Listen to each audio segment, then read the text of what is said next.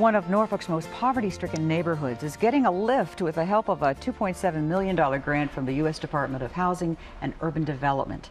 Kim Thomas is Director of Client Services, and Lucy Major is Resource Development Administrator with the Norfolk Redevelopment and Housing Authority.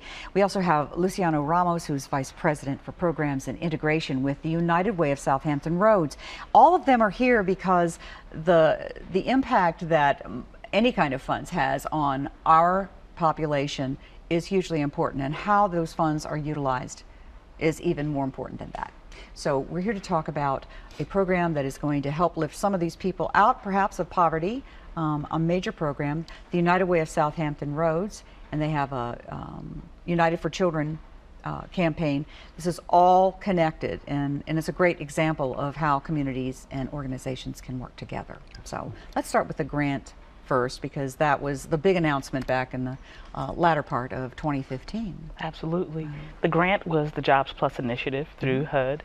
This grant will allow us to address the unemployment and the culture of work in the Young Terrace community. Okay. When we submitted the application in the fall of 2015, we pulled some statistics, and Young Terrace had a 63% unemployment rate among work-eligible adults. Wow. With that information, as well as looking at the trajectory of folks going into employment that will lead them out of poverty and hopefully off of subsidized care, we decided that Young Terrace would be a community where we wanted to put all of our impact and all of our focus so that we can help the residents of that community find a better way of life. Great. And you have to start somewhere when you do this, and this was a good place to start. Absolutely. Yeah, great. And of course, Lucy, you've got the say that this type of idea has got to be done by getting the community to want to do whatever it is that you want them to do. Yes. So are there incentives? What is it that's getting people motivated? Well, the three components of Job Plus include employment support, the financial incentives, and the community supports for work. Okay. The financial incentives is the huge carrot. And in public housing, rent is based on income. So the higher your income, the more rent you pay, okay, which serves as a disincentive because there's never an opportunity to really accumulate enough monies to get out. Okay. So what the Jobs Plus program does is it actually pays the rent, or it reimburses the community for the loss of rent. So when you enroll into the program, whatever your rent is at that particular time, it stays there for 4 years. Oh, right. But at the same time, we're working with the families to save their money, to budget their money, and to do some other things to help them reach their goals. Okay. So some real life practical steps to train and teach people how to lead their lives differently. Yes, because really the only difference, or one of the biggest differences between people who live in poverty and people who don't, is the access to resources and how to use those resources. And what this program will provide is access to resources. Right. And the knowledge that the resources exist. Yes, and that's probably the biggest thing, is if you know how that they exist, how do you get to them? Well, yes, this is the way, and these are the steps you take, and this is what you can get. Absolutely. After you actually utilize them. Now, the United Way of Southampton Roads involvement is important too in all of this. So you want to share a little bit about what they are doing?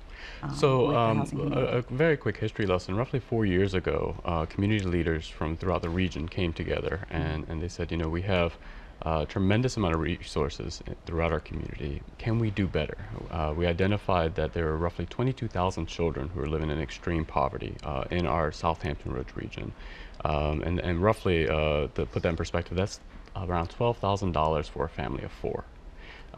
And so United for Children was born, and it's a cradle-to-career initiative, really trying to create stronger networks and break down historic silos of activities, because we have a lot of great activity that's going on throughout our community.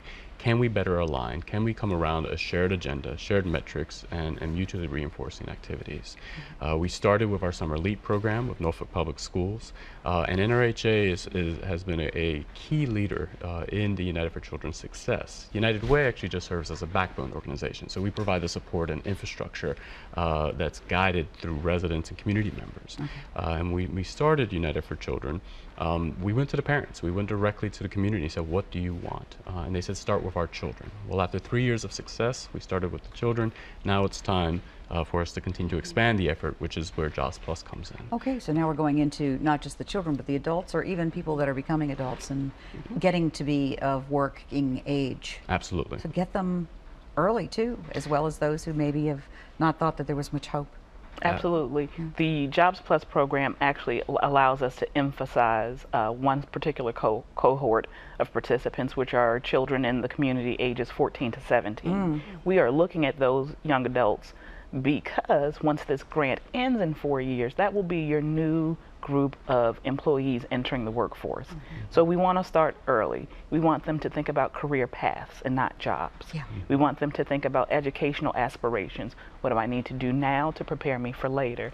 And most importantly, we want to build a culture where work is the norm, where they look around and they see that neighbor, that parent, that caregiver being employed.